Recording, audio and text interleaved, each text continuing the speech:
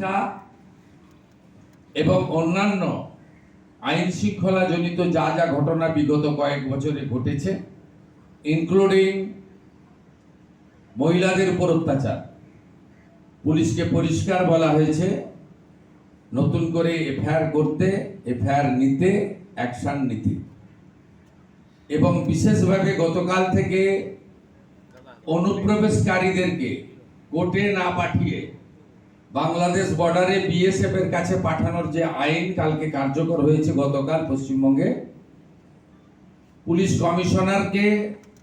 এবং আরপিএফ কে ডাইরেক্টলি বলে দেওয়া হয়েছে হাওড়া স্টেশন থেকে সিএ এর আওতায় পড়েন না এমন বাংলাদেশি অবৈধ অনুপ্রবেশকারী ধরা পড়লে কোর্টে পাঠাবেন না, তাকে ভালো করে খাওয়া দাওয়া করিয়ে সোজা বনগা পেট্রোপল সীমান্তে নইলে বসিরহাটে বিওপির কাছে পৌঁছে দেওয়ার ব্যবস্থা করুন।